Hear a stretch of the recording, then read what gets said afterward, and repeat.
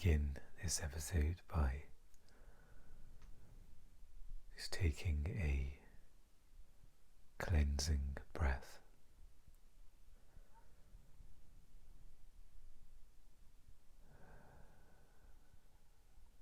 Wherever you are in your day, whether it is the start of your day or anywhere through to the end of your day,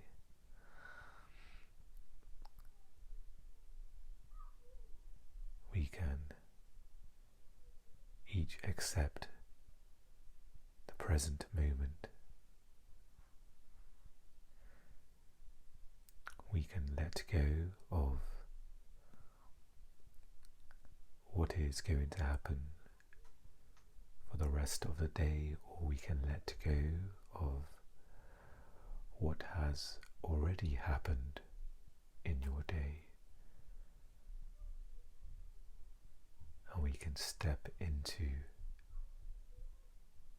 the now, the only true reality.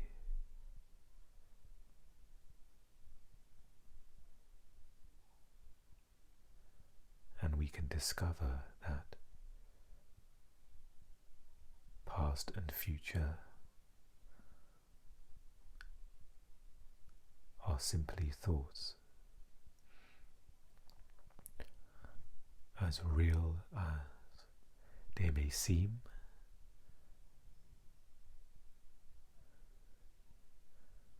as real entities living in our minds.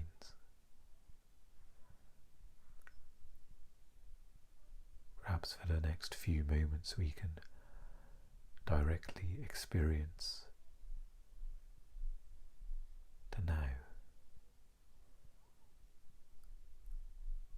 and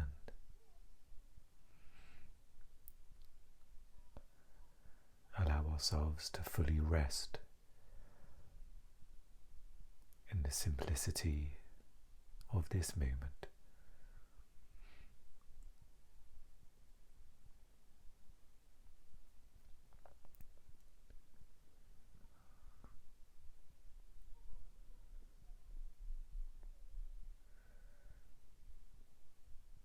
Where we go from a mode of doing activity, including thinking about what next to do or worrying about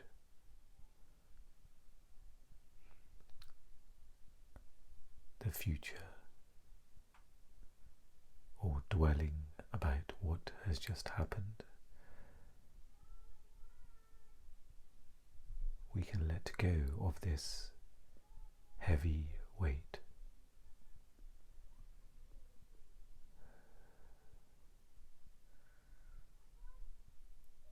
And in this cleansing breath, we can allow the lightness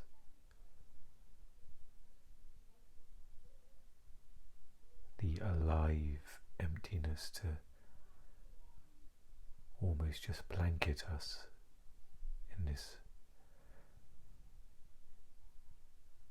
this aware presence.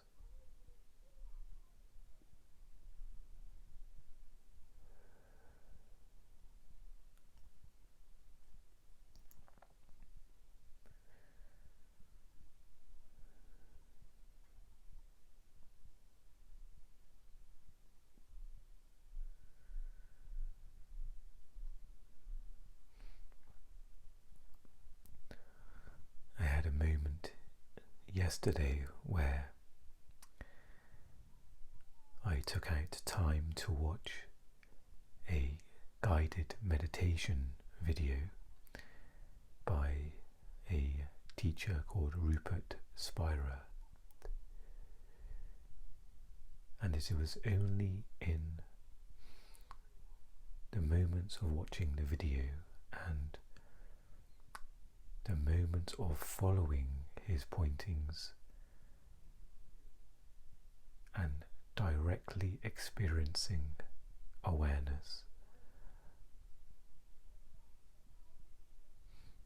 Was I at peace?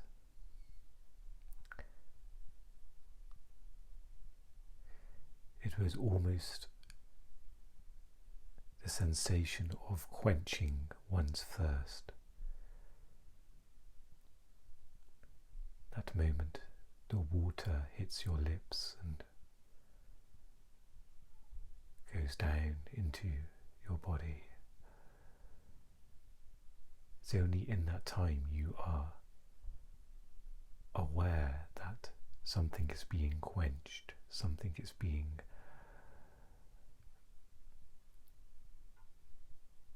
given what is needed. And before tuning in to this guided meditation,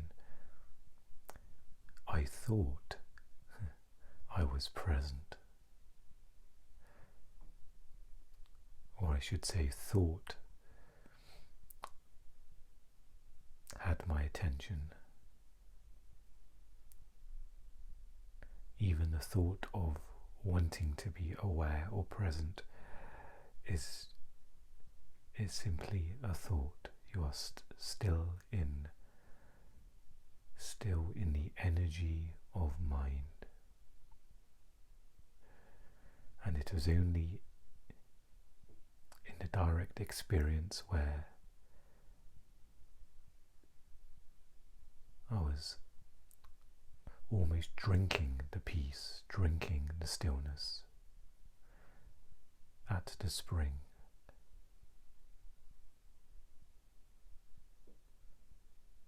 And it was then where it was acknowledged that thought was playing the role of being spiritual, of being present, that I was only looking at the spring, I was describing the spring, but I wasn't drinking from it, I wasn't directly experiencing, stepping into it. And the mind can be very cunning in this way. It can almost disguise oneself.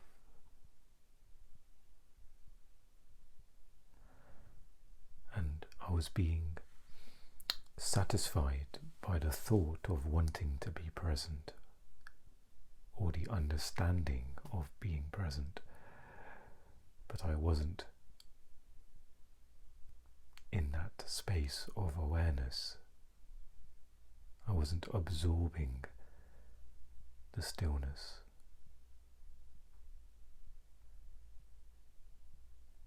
I was only looking at a perception of stillness, a concept of being present.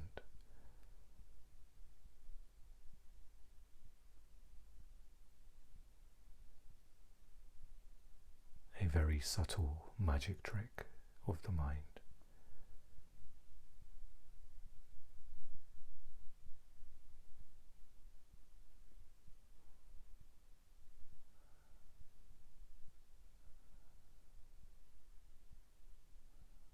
So in this moment, are we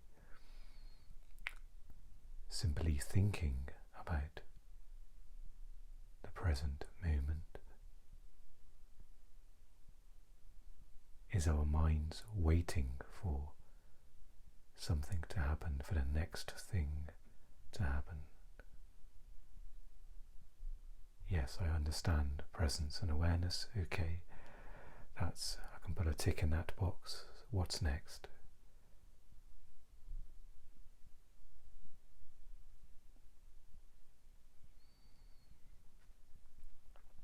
Or are you simply here? Are you simply aware?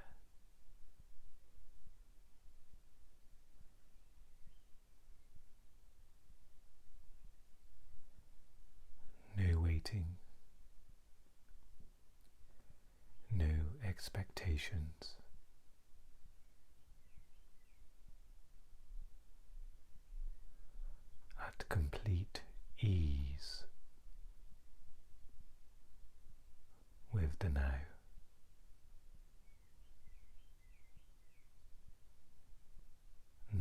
to fear, nothing to desire.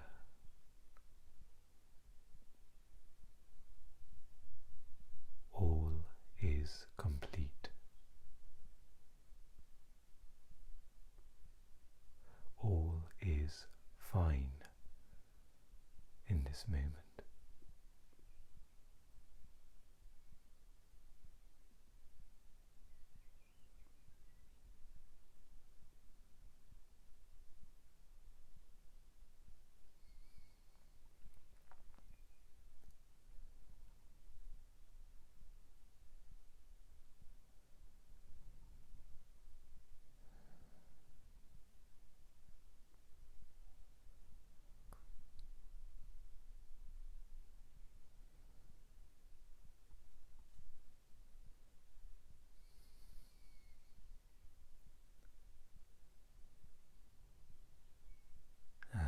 Another cleansing breath.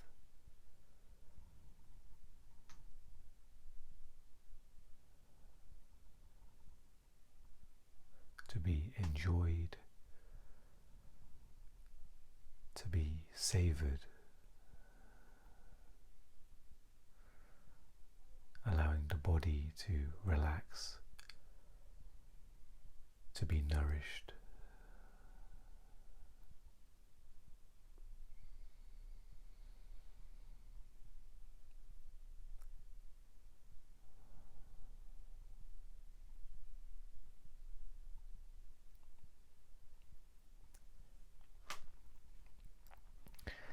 And we shall continue reading from A New Earth by Eckhart Tolle.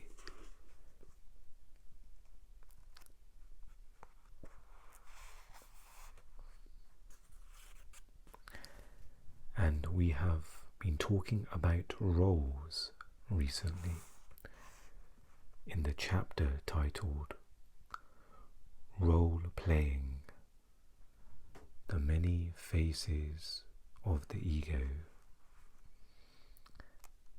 And we have talked about temporary roles or pre-established roles as well. And letting go of these definitions or labels we have put on ourselves. And this passage is titled Parenthood, Role or Function. Many adults play roles when they speak to young children. They use silly words and sounds. They talk down to the child. They don't treat the child as an equal. The fact that you temporarily know more or that you are bigger does not mean the child is not your equal. The majority of adults at some point in their lives find themselves being a parent, one of the most universal roles.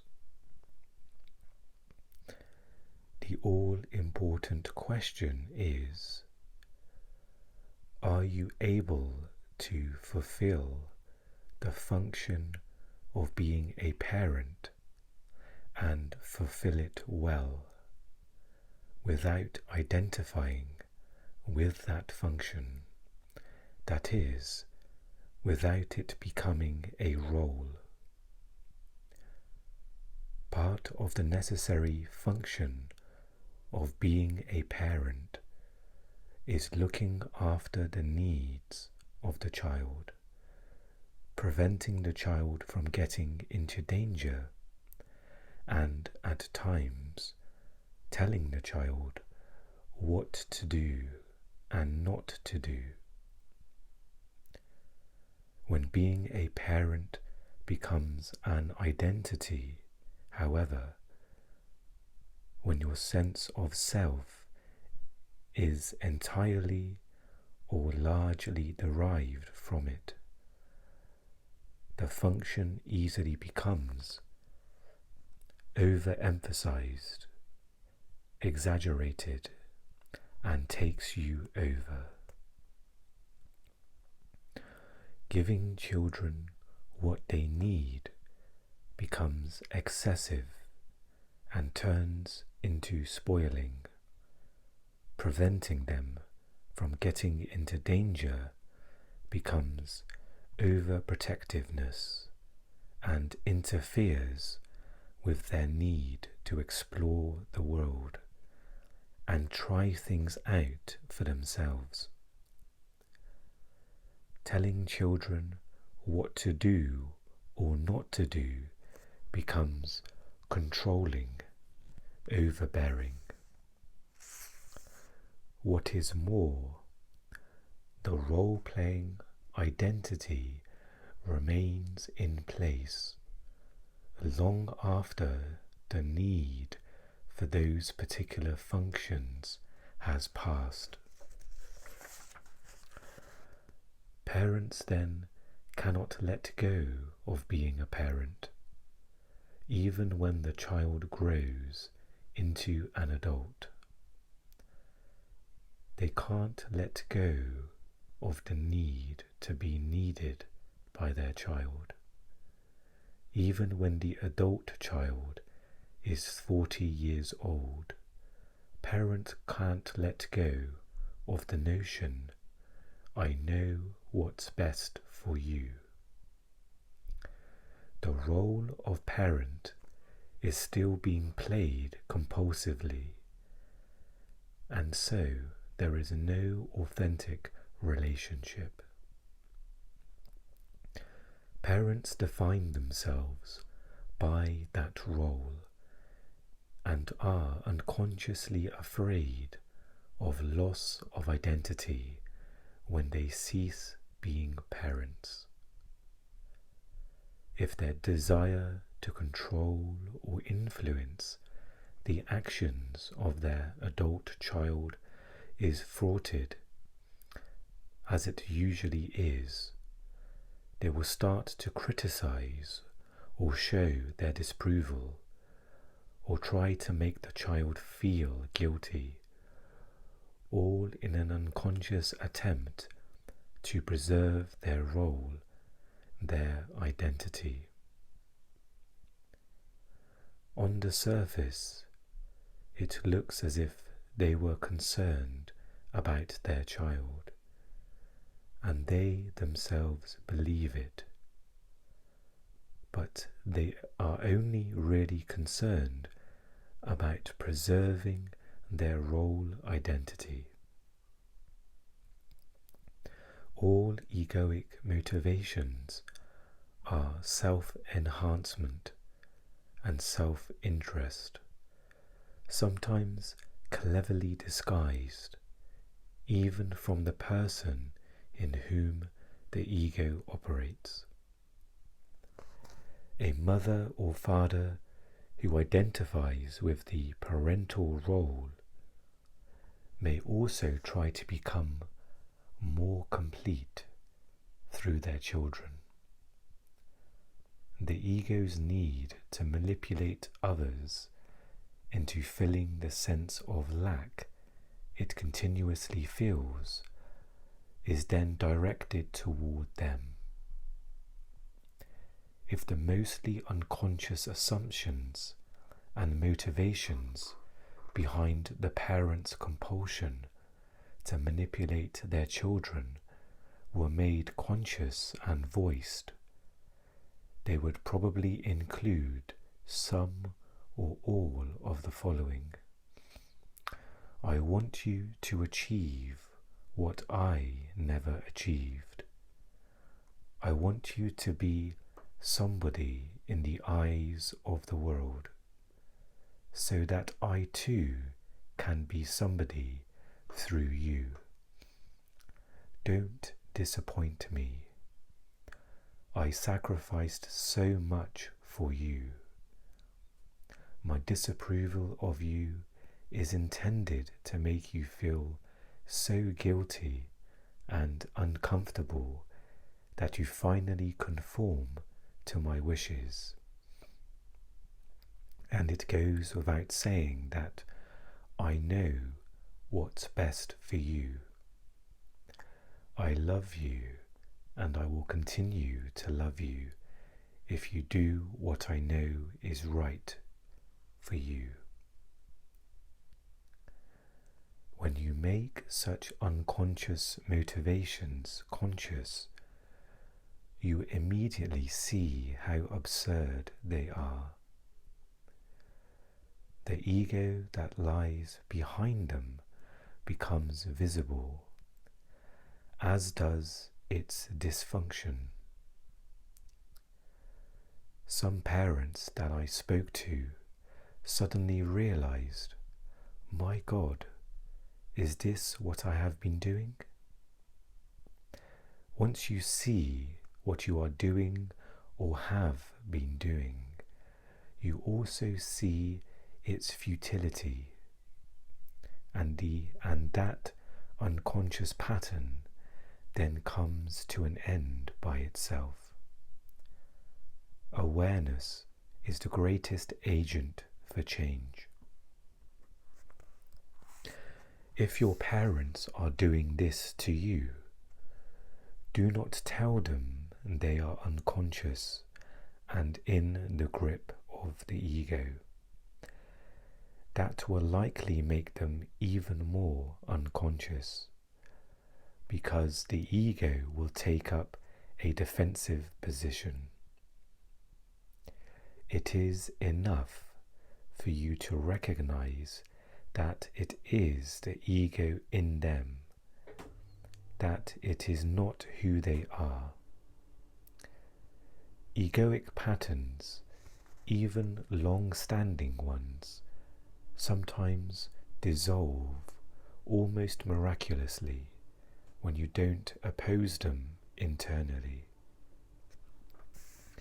Opposition only gives them renewed strength.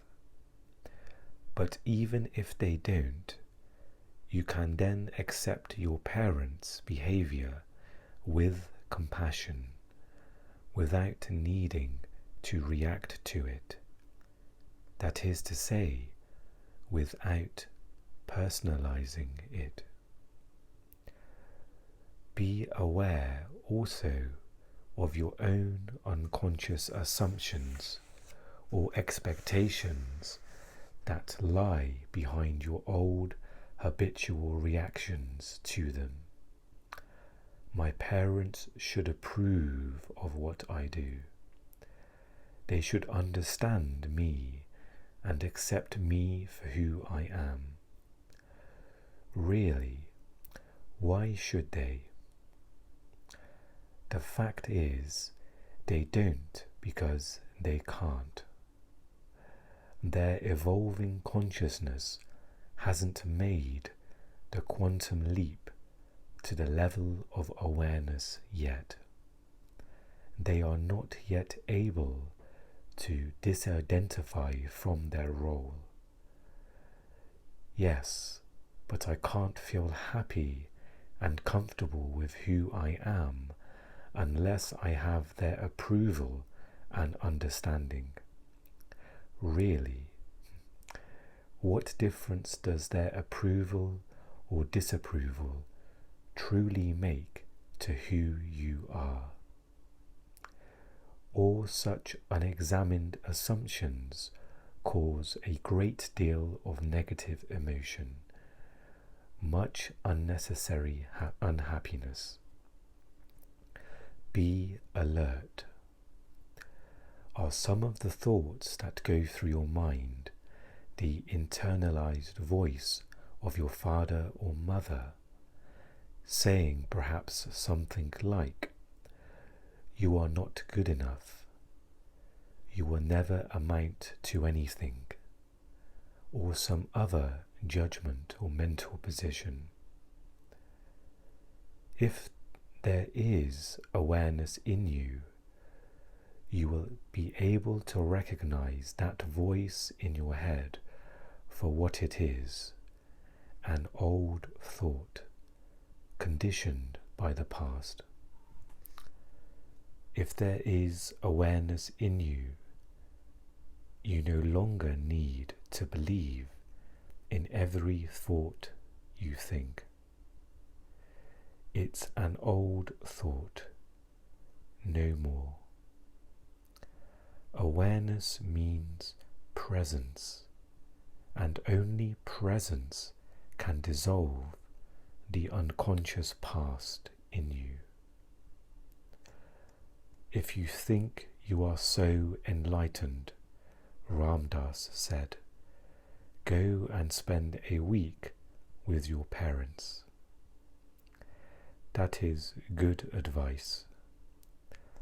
The relationship with your parents is not only the primordial relationship that sets the tone for all subsequent relationships, it is also a good test for your degree of presence.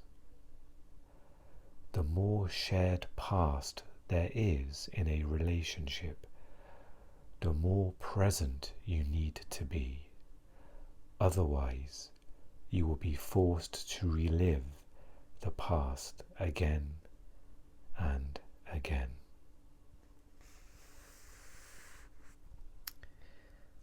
So that brings us to the end of that passage.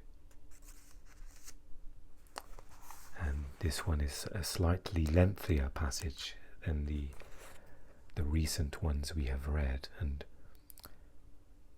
perhaps that's to do with the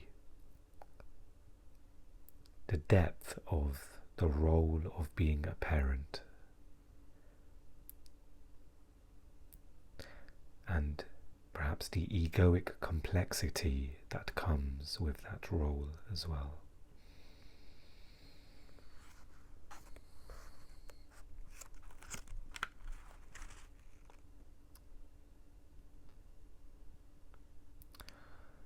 So I'd just like to repeat just one line from this passage. Awareness means presence, and only presence can dissolve the unconscious past in you. And we can leave it there. Thank you for joining me for this episode. I wish you well in this moment, and we will talk again very soon. Take care.